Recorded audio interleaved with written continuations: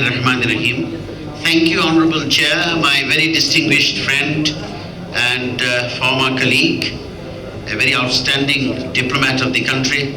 I have had the good fortune of traveling to many places where the speeches were written by him and which I sometimes read.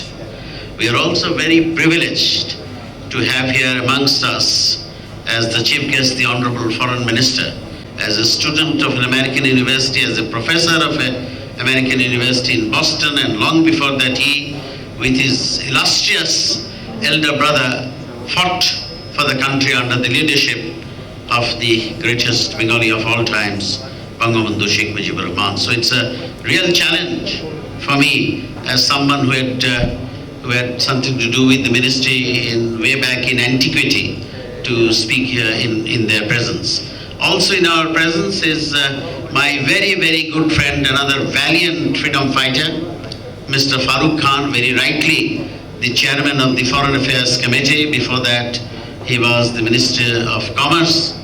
You know him well, comes from a very distinguished and dedicated family who were friends of the father of the nation.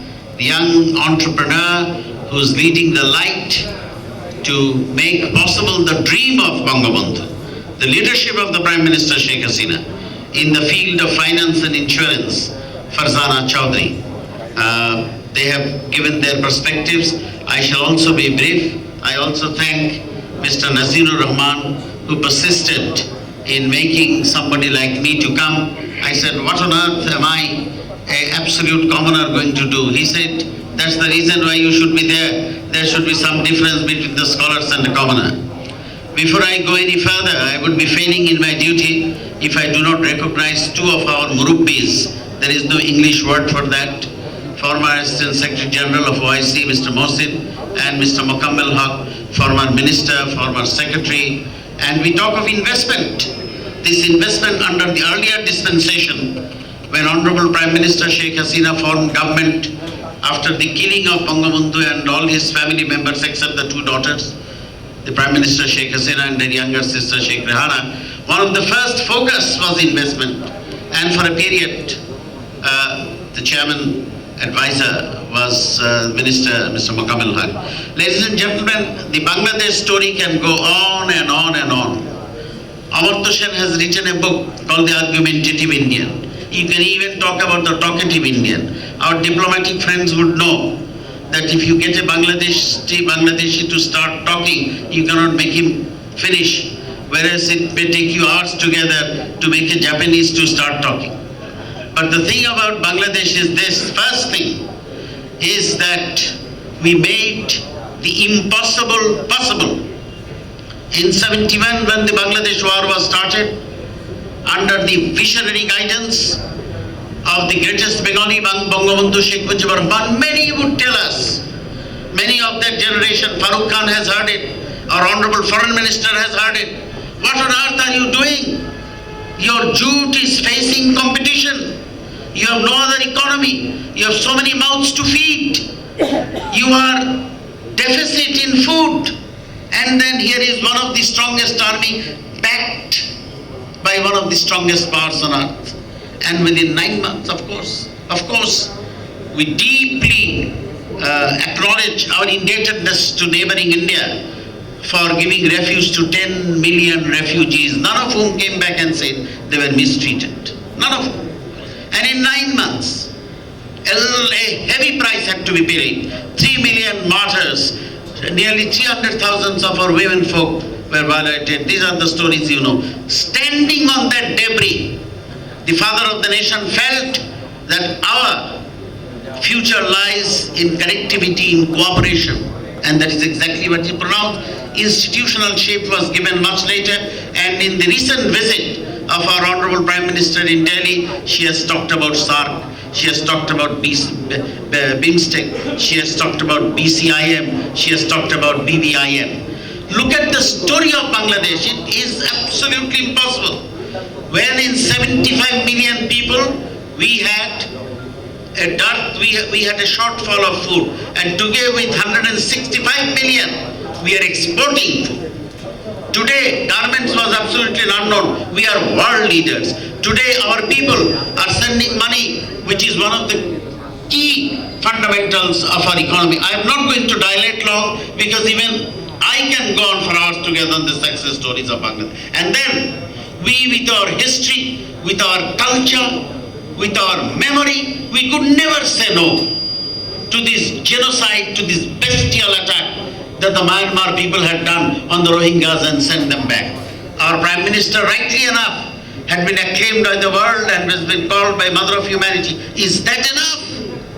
It is no longer a national problem, as has been articulated on a whole host of occasions by the Foreign Minister.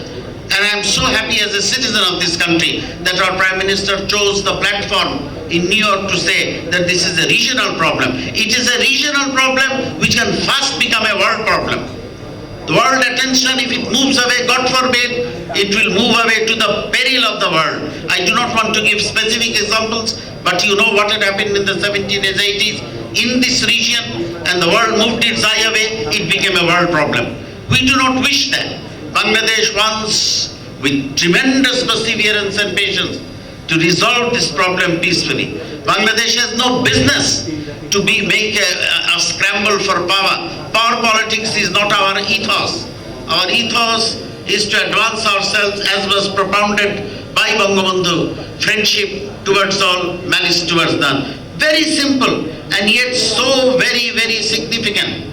And we see again and again the resurgence of this. I think the Diplomatic magazine over time has been bringing out very important highlights of our policies.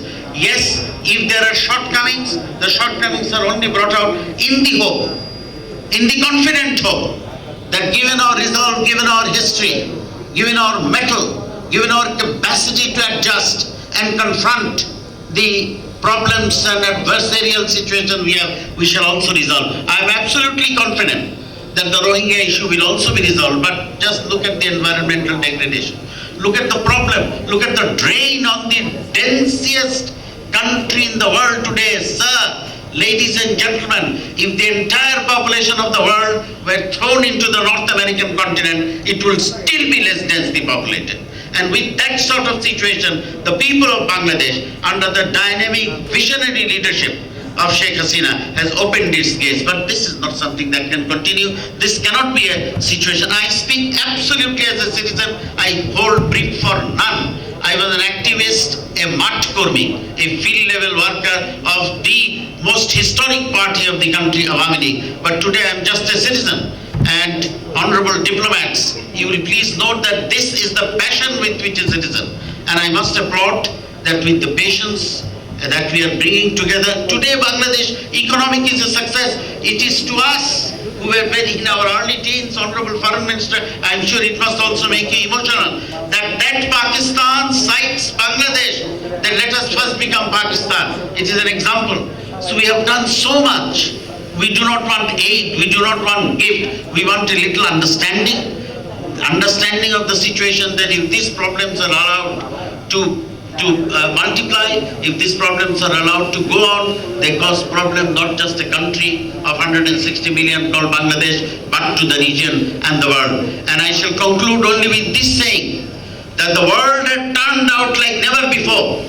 I have cited India. There is another country, another two countries I will only cite. In England, the flag of Bangladesh could be raised when the British government officially had not recognized Bangladesh. Please remember this. The father of the nation was received by the Honorable Prime Minister Edward Heath as the head of state when officially, de jure, England had not recognized Bangladesh.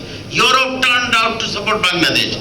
Despite Kissinger and Nixon, bipartisan Congress supported the cause of Bangladesh. Art world supported the cause of Bangladesh. Corporate world has supported the cause of Bangladesh. And we have vindicated their confidence. And today, the tremendous stride that we have made in meeting the MDG, SDG sustainable goals and going further, leaving behind most of South Asia, let us make it successful together, not just for our benefit, but for the benefit of the region and the world. And for that we would ask the world that their attention should not move away, that they should be with us, and they should see that today's this man-made calamity calamity, a reminder of the 71 is resolved as quickly as possible. By the grace of Allah, we have had many successes, but we shall not sit on the laurels.